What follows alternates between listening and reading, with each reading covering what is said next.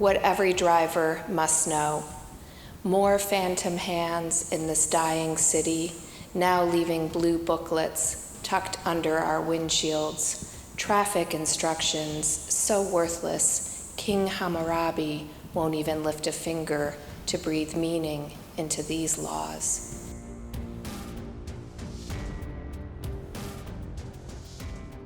Light reflective clothing should be worn when walking during darkness or cloudy weather. Hold the steering wheel with both hands. For every hour driven, rest for 5. Learn to yield, to wait. We drive old Toyotas, clothesline holding the doors closed, 7 eyes, muted turquoise dangling from rear view to protect us from evil eyes, as if anyone could find someone left to envy here. The courtesy at a 4-way stop, white glove traffic police with 10 confiscated cars and pockets full of dinars, checkpoints, IEDs, decisions to make every time we venture out in a car. Speed or stop, flee or comply. The potential to bleed, we all have it, to explode in a market, soccer game, among friends, in lines, waiting for a job or news of the missing. We carry our dead the way ants do, dragging corpses with intensity and care. There are many to bury before the sun goes down.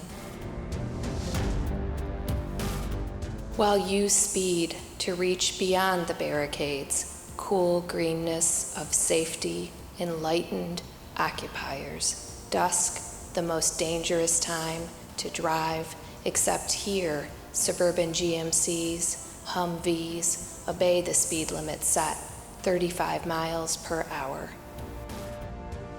The driver must be seated, focus on the task at hand, keep from staring at any one object for too long, avert your eyes from the sun. From our arak-soaked dreams, some Valium cloudy mornings, we speak of leaving, measure the miles with pebbles, dropped teeth, bones, burnt clothing, scarves, leave you to embed your limbs in our cars, streets, homes, when we have all gone, pushing through doorways, exit map in hand. Roadside shells of cars line the highway, burnt then whitewashed by the sun, brought to life by the wind only, passing vehicles. The trees will greet you then, the ones that grow here and no place else on earth. Remember the taste for me of the fruit, sweet then bitter, and the small petals falling white in the yards.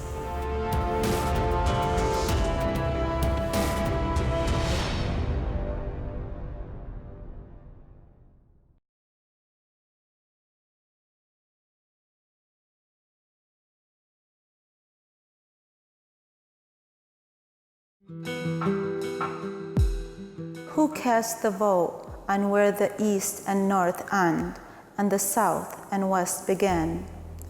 Where is that line? I search for it and wonder if it's pink, gold, silver, charcoal, or chocolate. Does it feel like pebbles, sand, lipstick, chalk, or rain? I left Baghdad airport, had my passport stamped in blue ink, crossed over lands, jungles, farms, and oceans, saw the Statue of Liberty before I flew into Detroit, and drove on Highway 94, passing by that big tire until I arrived at my new residence. But nowhere did I detect a trace of that line. Where is that line that is as perfectly drawn on the map as the decorations of a wedding cake or the hem on my blouse and skirt? If it's not visible on soil and grass, How am I expected to grasp it in my head? Should I force myself to pretend it's alive, not dead? Regardless of what is written or said, lines do not exist in one's soul. They have no place in the heart. They cannot bring other countries closer or push them apart.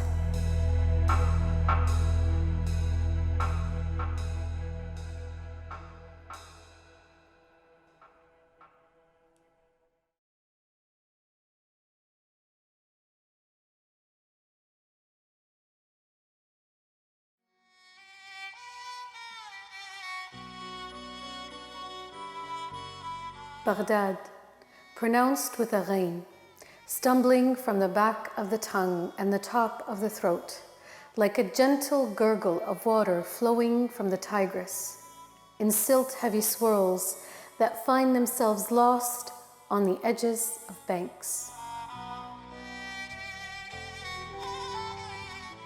From the tips of our tongues, we pile the memories and stack them like the bricks of homes we left behind, now filled with solitude.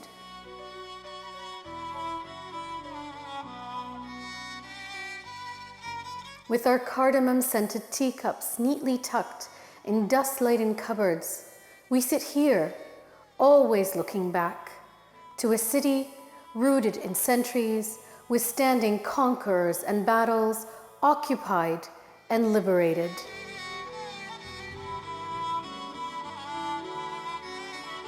Just patient enough to hold us all together. With all the colors of our skins, with all our unbelievable beliefs, with all our madness and exhilaration holding us together. In gardens enclosed with gardenia bushes, around tables of gossip and laughter, through streets that never sleep. On a river of candles bound with wishes.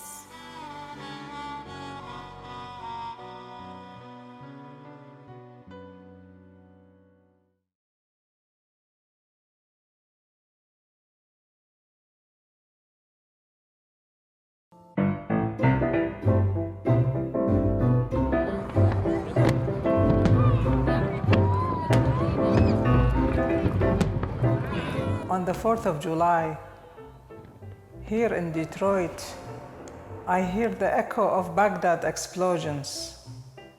They say these are fireworks.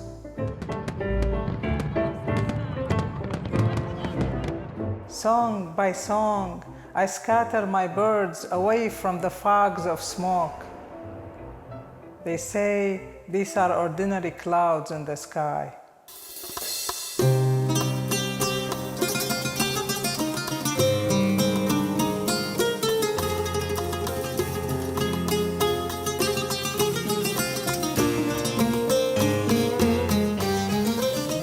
A butterfly from the Tigris shores alights on my hand. No bombs today to scare her away. They say this is the Detroit River.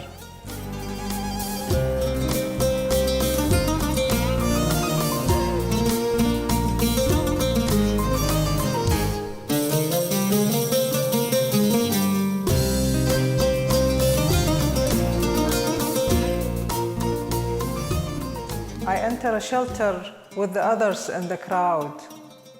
We will exit at the end of the raid. They say this is the tunnel to Canada.